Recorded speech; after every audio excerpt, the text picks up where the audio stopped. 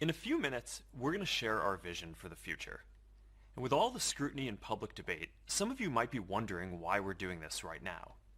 The answer is that I believe that we're put on this earth to create. I believe that technology can make our lives better, and I believe that the future won't be built on its own. It will be built by those who are willing to stand up and say, this is the future we want, and I'm going to keep pushing and giving everything I've got to make this happen. Now, I know that some people will say that this isn't a time to focus on the future. And I want to acknowledge that there are important issues to work on in the present. There always will be. So for many people, I'm just not sure there ever will be a good time to focus on the future. But I also know that there are a lot of you who feel the same way that I do. We live for what we're building, and while we make mistakes, we keep learning and building and moving forward. So for all of you who share these values, I dedicate today to you. In my mind, you're the heroes in our society who push the world forward. And as long as I'm running this company, I will do my best to celebrate this spirit and absolutely go for it. Hey, and welcome to Connect. Today, we're going to talk about the Metaverse. I want to share what we imagine is possible, the experiences you'll have, the creative economy we'll all build, and the technology that needs to be invented, as well as how we're going to all do this together. The basic story of technology in our lifetimes is how it's given us the power to express ourselves and experience the world with ever greater richness. Back when I started Facebook, that mostly meant text that we typed on computers. Then we all got phones with cameras, and the internet became much more visual. And recently, as connections got faster, video has become the main way that we experience content. We've gone from desktop to web to phones, from text to photos to video, but this isn't the end of the line. The next platform and medium will be even more immersive, an embodied internet where you're in the experience, not just looking at it. And we call this the Metaverse. And you're going to be able to do almost anything you can imagine. Get together with friends and family, work, learn, play, shop, create, as well as entirely new categories that don't really fit how we think about computers or phones today. Now, since we're doing this remotely today, I figured let's make this special. So we've put together something that I think is really going to give you a feeling for what this future could be like. We believe the Metaverse will be the successor to the mobile internet.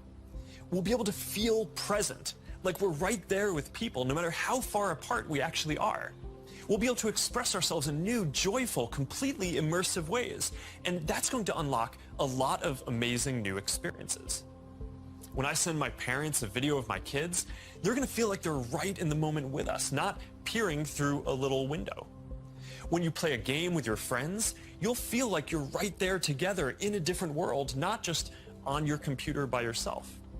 And when you're in a meeting in the Metaverse, it'll feel like you're right in the room together, making eye contact, having a shared sense of space, and not just looking at a grid of faces on a screen. That's what we mean by an embodied internet. Instead of looking at a screen, you're going to be in these experiences. Everything we do online today, connecting socially, entertainment, games, work, is going to be more natural and vivid. This isn't about spending more time on screens. It's about making the time that we already spend better. Screens just can't convey the full range of human expression and connection.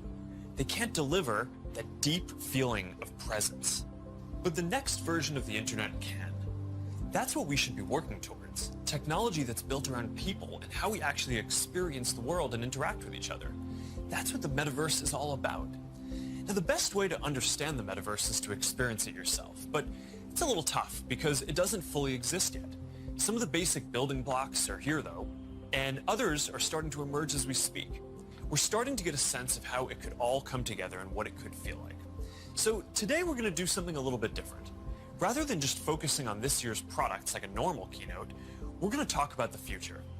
So let's start by exploring what different kinds of Metaverse experiences could feel like, starting with the most important experience of all, connecting with people.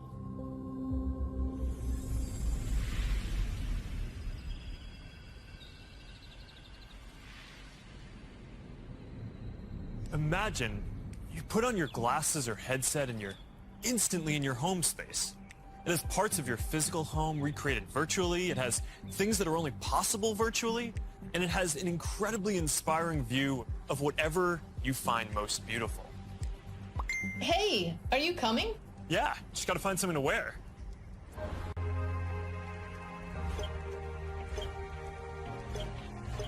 All right, perfect. Oh, hey, Mark. Hey, what's going on? Hi. Mark. What's up, Mark? Whoa, we're floating in space? Who made this place? It's awesome. Right? It's from a crater I met in LA. This place is amazing. Boz, is that you? Of course it's me. You know I had to be the robot, man. I thought I was supposed to be the robot. Whoa. I knew you were bluffing. Hey, wait. Where is Naomi? Let's call her. Naomi. Hey, should we deal you in? Hey, sorry I'm running late, but you've got to see what we're checking out. There's an artist going around Soho hiding AR pieces for people to find. 3D street art? That's cool. Send that link over so we can all look at it. This is stunning. Dude, that is something. It's awesome. I love the movement. Wait, it's disappearing. This is amazing. Hold on. I'll tip the artist and they'll extend it. Wow. Brilliant. If you guys like it here, I have another room that you're gonna love. Check out this forest room. Huh, let's see it. Koi fish that fly? That's new. This is wild. Hey, one sec, Boz. It's Priscilla. Hey, you have to see this. Beast is going crazy.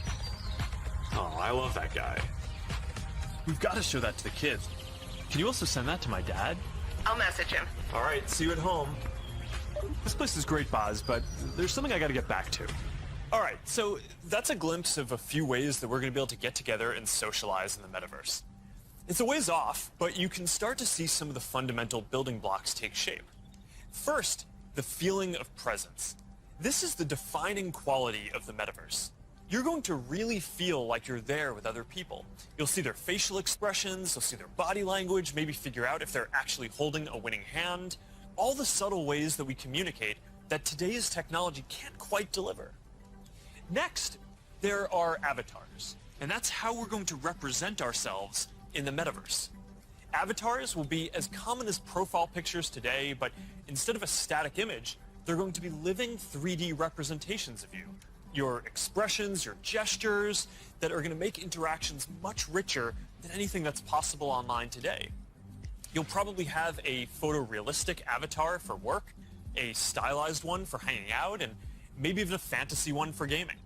You're going to have a wardrobe of virtual clothes for different occasions, designed by different creators and from different apps and experiences.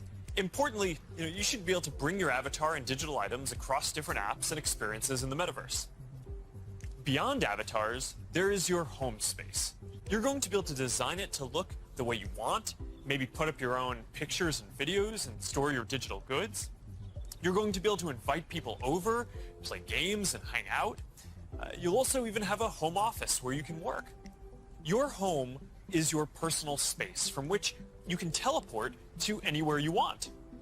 Now, speaking of teleporting, there are going to be all kinds of different spaces that people make. Rooms like the ones that we just saw, but also games and whole worlds that you can teleport in and out of whenever you want. Teleporting around the metaverse is going to be like clicking a link on the internet. It's an open standard. In order to unlock the potential of the metaverse, there needs to be interoperability. And that goes beyond just taking your avatar and digital items across different apps and experiences, which we are already building an API to support. You want to know that when you buy something or create something, that your items will be useful in a lot of contexts and you're not going to be locked into one world or platform. You want to know that you own your items, not a platform. Now this is going to require not just technical work, like some of the important projects that are going on around crypto and NFTs in the community now.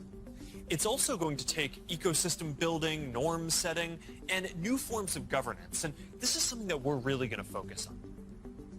Privacy and safety need to be built into the metaverse from day one. You'll get to decide when you want to be with other people, when you want to block someone from appearing in your space, or when you want to take a break and teleport to a private bubble to be alone.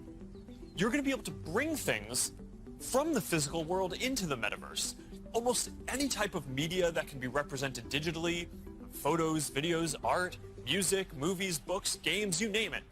Lots of things that are physical today, like screens, will just be able to be holograms in the future.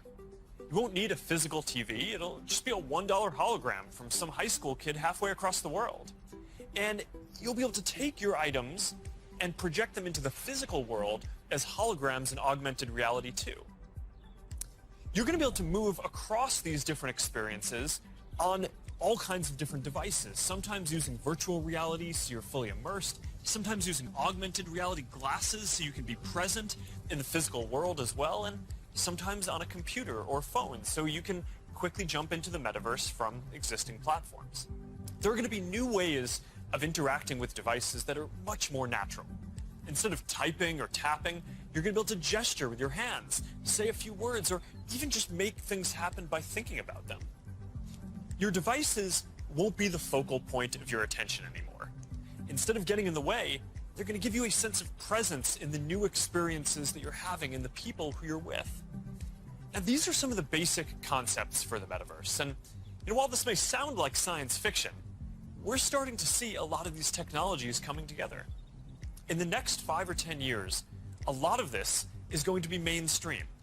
And a lot of us will be creating and inhabiting worlds that are just as detailed and convincing as this one on a daily basis. So even though it's still a long way off, we're starting to work on some of these foundational concepts today. Horizon is the social platform that we're building for people to create and interact in the metaverse. One part of this is Horizon Home, which is our early vision for a home space in the metaverse.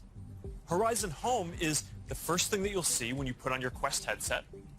Today, there are already a bunch of options to choose from, and in the future, anyone will be able to create one. We've just called it Home until now because it's been missing something very important: people. Soon, we're going to be introducing a social version of Home, where you can invite your friends to join you as avatars. You'll be able to hang out, watch videos together, and jump into apps together. Then, there is Horizon Worlds, which is where you can build worlds and jump into them with people. Horizon is designed to make it possible for everyone to create, and we're already seeing people build some really interesting experiences, from creating new games together to throwing surprise parties in VR that family and friends around the world can join. We started rolling out Horizon Worlds in beta last year, and we're adding more people and more worlds every day. And we also just launched Horizon Workrooms earlier this year for collaboration. Beyond Horizon, we're also making it easier to communicate with your friends across different layers of reality. This year, we're bringing messenger calls to virtual reality. You're going to be able to invite your friends to a messenger call, and soon you'll be able to explore somewhere together or join a game. Now, these are the kinds of tools that need to get built so that you can jump into the metaverse with your friends from anywhere. And they're going to unlock some pretty amazing experiences. Now, let's move on from some of these basic concepts and people just connecting to a completely different set of experiences around entertainment and gaming.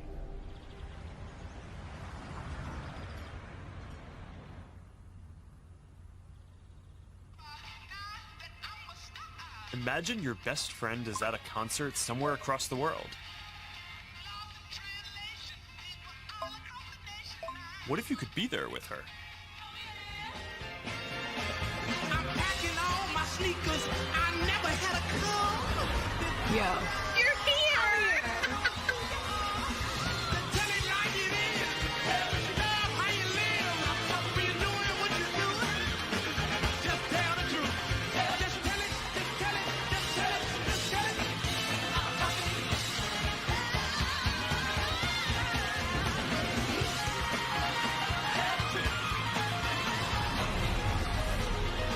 After party passes? Yes!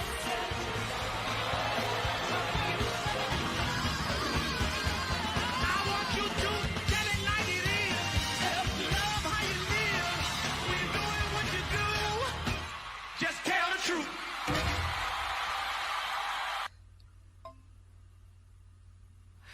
Jumping in now. What if there was an after party that anyone could go to, no matter where they were? This is wild.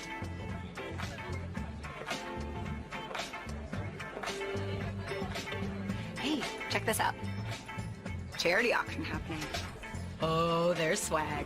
And when you go to the after party, you could connect with other fans, hear new versions of your favorite songs, and check out the merch that just dropped. Ooh, I like that one. Well, now you've got to get it. You can start to see how the metaverse is going to enable richer experiences by letting us add new layers to the world that we can interact with. Creators and artists are going to be able to connect with their audiences in new ways and really bring them into these shared experiences. Now, there's a lot that needs to get built to create experiences like this, but we're working on some of these pieces right now with Spark AR. First, we're building tools that creators can use to place digital objects into the physical world and let people interact with them. And rather than just simple visual effects, new creator capabilities will support 3D objects that can respond and react realistically, including a realistic sense of depth and occlusion. In the next year, we're also adding the ability for creators to connect different physical locations into cohesive augmented reality storytelling experiences, like guided tours or scavenger hunts. We're also building a Horizon marketplace, where creators can sell and share 3D digital items. And our hope is that this will enable a lot more commerce and help grow the overall metaverse economy. Because at the end of the day, it is really the creators and developers who are going to build the metaverse and make this real. And to make sure that there's an ecosystem that can sustain hundreds of thousands of people working on this, which is what we're going to need to bring this to life, then it's critical that creators and developers can make a good living doing this work. Now, if you ask people today what they thought the metaverse was, a lot of people would probably say it was a Spider-Man movie. But the people who actually follow the space would say it's about gaming. And that's because gaming provides many of the most immersive experiences, and it is the biggest entertainment industry by far. Gaming in the metaverse is going to span from immersive experiences in fantasy worlds to bringing simple games into our everyday lives through holograms. Maybe you'll play old games in new ways. So, Barcelona, huh? Well, it's not New York, but I like it. New York misses you. What's that? I said, let me put my game face on so I can beat you. Okay. Check. I gotta try another game face next time. Maybe you'll go head-to-head with players from around the world. It's like a shop. Some call it skill. Keep talking. Or maybe you'll do things that aren't even possible in gaming today.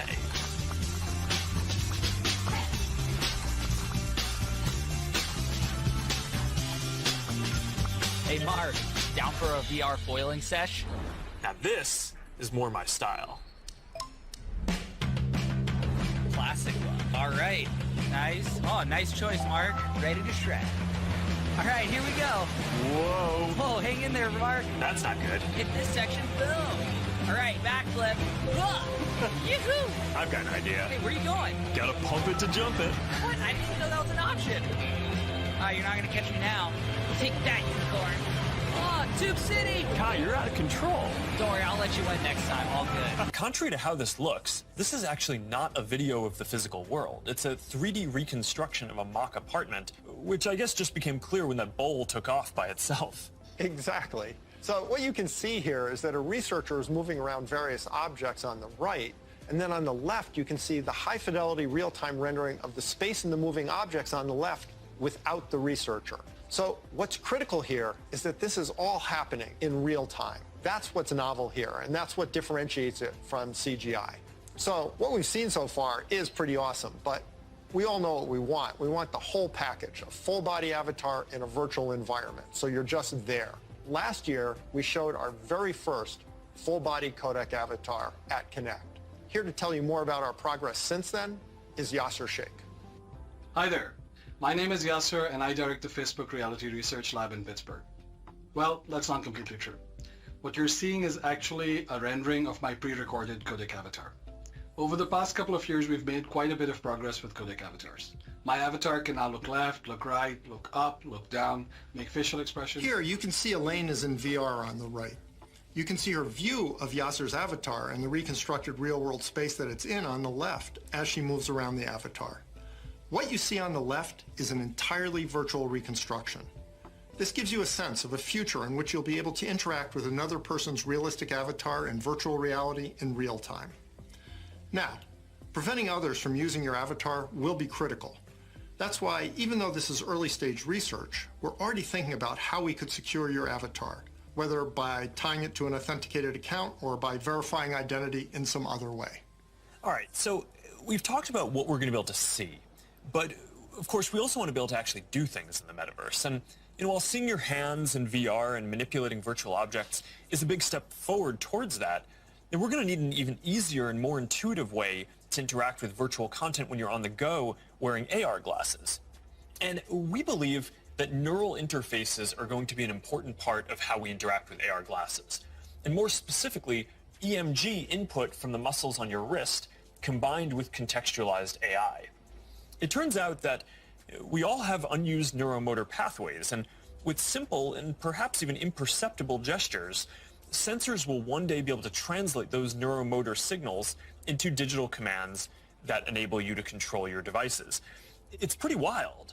So let's take a look at what EMG input is going to be able to do and where we are with it today. This video shows some of the ways that we think that wrist-based neural interfaces can provide an important input tool for AR glasses. So at first, that input is going to just be around enabling basic gestures, click, scroll, select. But as the technology evolves, EMG input could potentially unlock full-speed typing, and it could give you subtle, personalized controls that you can use in any situation. This is genuinely unprecedented technology. So let's look at an early prototype that shows how it could be used in AR. This experimental UI shows for the first time how EMG input could one day allow you to send a message in AR with your hand resting comfortably at your side without ever having to look at a screen. Notice how the researcher used an overt and highly visible click gesture to send the first message. We've made a lot of progress over the last year, and we're now able to do the same thing with the smallest of movements of the hand. EMG enabled that we've built using Project Aria, our initiative to accelerate research into AR glasses and live maps that we talked about last year. Remember the mock apartment we saw earlier? Well, we've indexed every single object in it, including not only location, but also the texture, geometry, and function of each one. We fed all that information into the Project Aria glasses Ming-Fei is wearing in this next demo. And the reason is to simulate how AR glasses will ultimately be able to access data from a 3D map that will help them identify the real-world objects in the space around you and better understand your context so they can help you. What's happening here is that the glasses are calculating where Ming-Fei is in the room, locating and identifying all the nearby objects based on the index mentioned earlier, and figuring out which of those objects Ming-Fei is interested in by observing her eye movements. That contextual information, in turn, enables the system to offer proactive assistance to Ming-Fei in a variety of ways. Here, the system knows that she may want to turn on the TV, so when she clicks while looking at it, the system turns it on. Ultimately, her AR glasses will tell her what her available actions are at any time.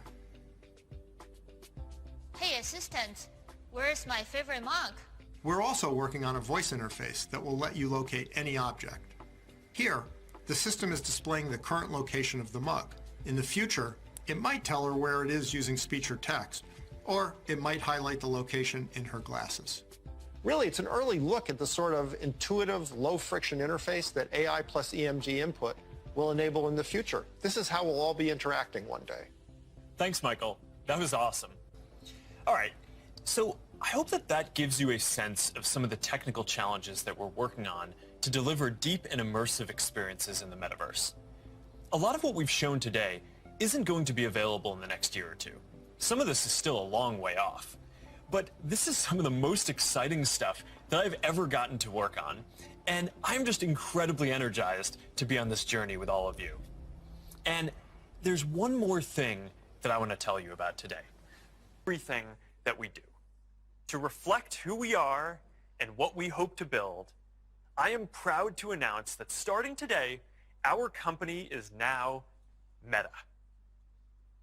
Our mission remains the same. It's still about bringing people together.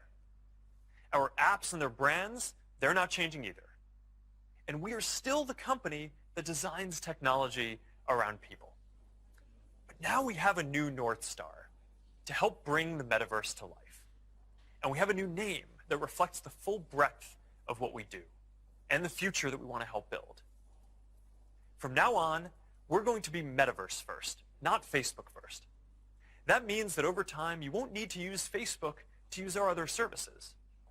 And as our new brand starts showing up in our products, I hope that people come to know the Meta brand and the future that we stand for. I used to love studying classics, and the word meta comes from the Greek word meaning beyond. For me, it symbolizes that there is always more to build. There is always a next chapter to the story. And for us, that's a story that started in a dorm room and grew beyond anything we could imagine, into a family of apps that people use to find one another, to find their voice, to start businesses and communities and movements that have changed the world. I'm proud of what we've built so far and excited about what comes next as we move beyond what's possible today, beyond the constraints of screens, beyond the limits of distance and physics, and towards a future where everyone can be present with each other, create new opportunities, and experience new things. It's a future that is beyond any one company, that will be made by all of us. We've built things that have brought people together in new ways. We've learned a lot from struggling with social issues and living under closed platforms.